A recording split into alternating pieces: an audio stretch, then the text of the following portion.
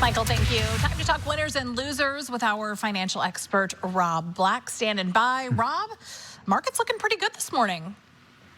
Yeah, actually in the last hour, it's starting to drift a little lower. Oh. But we are at all-time highs on the S&P 500, the NASDAQ, and the Russell 2000. So it's a matter of perspective. You know, one day doesn't make a downtrend, but it's feeling a little lower because we're all watching oil today.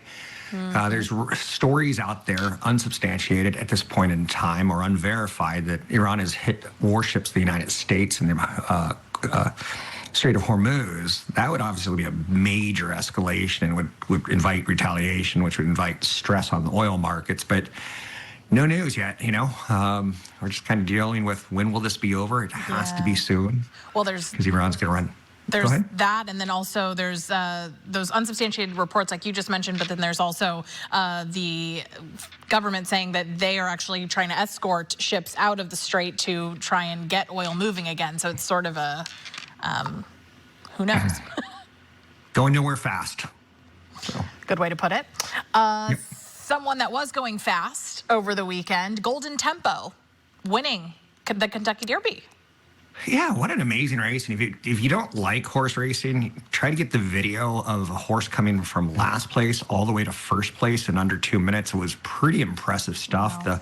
The top-down view is the one that I really like. Horse won $3.1 million, Golden Tempo did. The jockey gets 10%, so $310,000 to the jockey roughly. Wow. And it was a long shot, so $2 paid $48. Pretty exciting times, and big winner for NBC with viewership hitting record highs again. Big win for the trainer there too. I think she's like the first female that's right, to come away with the win. So that's pretty historic as well there. It's good knowledge, as Gary Radnich used to say. Okay, from a big winner to a big loser, Spirit Airlines. A lot of people can't believe that it really is over. Yeah, 34 years in the making, 2 bankruptcies, no Trump deal at the last second to save the company.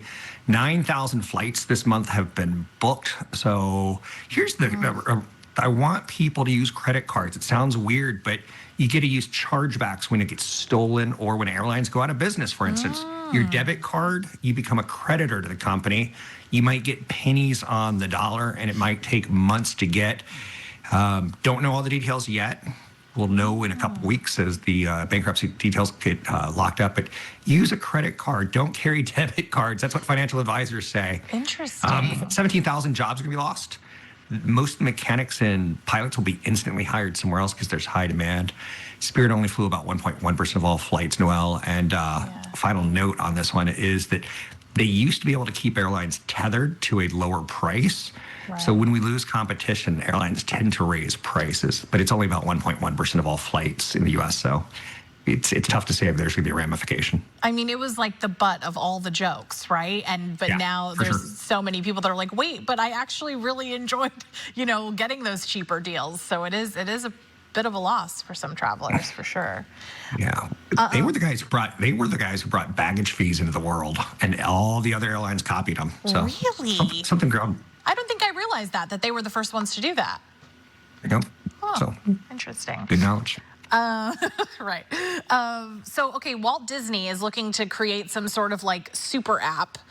Disney Plus, Hulu. They've been talking about this, like merging Disney Plus and Hulu for a long time. Hasn't really happened. Sort of has happened, but not really. And now they kind of want to really do it up. Yeah, Disney, the super app idea is that they turn Disney Plus, and you can get like your theme passes, maybe 10% off theme park passes. There'll be video games that support your favorite characters, and they'll be supported by ads.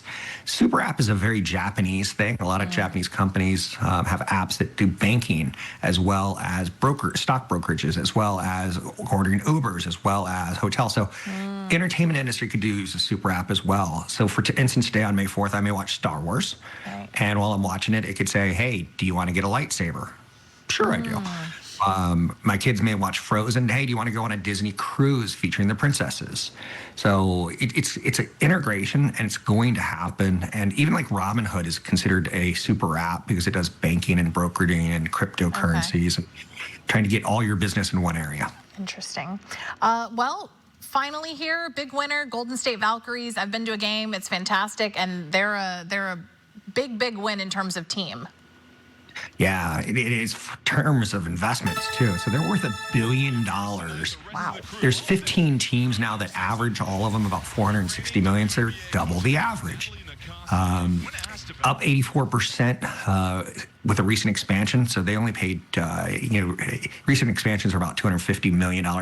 They only paid about $50 million. And that was Joe Lacob and Peter Gruber from the Golden State Warriors. So $50 million investment 2 years ago, it turns into $1 billion today. Home attendance, 18,064, the highest in the league, and they've sold 12,000 season tickets for the season. So their magic at the Valkyries is just continuing. And good luck to those ladies because they're dominating the league in attendance. Yeah, I mean, season's coming up. I mean, last season they went farther. I think they were also the first team to make the playoffs or in their first inaugural year. So they definitely have a great future ahead of them. Rob, thank you so much. Thanks for having me. Want to connect with Rob? Everything's there on the bottom of the screen. We'll see you next time.